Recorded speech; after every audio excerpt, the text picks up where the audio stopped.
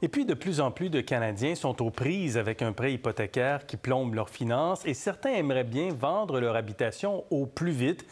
Julian Ghillini nous écrit ceci: « Je vois des annonces et je reçois de la publicité au sujet d'investisseurs qui achètent des maisons cash. Est-ce que ça vaut la peine de se tourner vers ce type d'offre? » Voici Hors Zone avec Andréane. Leurs annonces se retrouvent partout. De mystérieux investisseurs disent vouloir acheter votre maison au comptant, sans condition, une transaction réglée en quelques jours à peine. Ils ont des affiches dans les rues, ils distribuent des publicités à votre porte et ils sont actifs partout en ligne, sur les réseaux sociaux. Au moment de vendre sa propriété, faut-il se méfier des acheteurs de maisons en argent comptant? Ce type de transaction n'est pas illégal au Canada. Par contre, la provenance des fonds de ces investisseurs est parfois douteuse et ces acheteurs protègent d'abord leurs propres intérêts. Ce sont des opportunistes acheteurs qui souhaitent faire une transaction à leur avantage, avant tout. Parfois, ce sont des entrepreneurs qui désirent faire ce qu'on appelle des flips, donc revendre à profit dans un court laps de temps.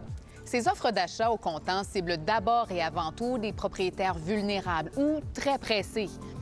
Avec la hausse des taux d'intérêt, certains n'arrivent plus à rembourser leur hypothèque et souhaitent vendre rapidement pour se libérer de leur fardeau et éviter la faillite. D'autres aiment l'idée que l'habitation soit vendue telle qu'elle, sans avoir à faire les travaux ou l'entretien qui aurait été suggéré par un courtier.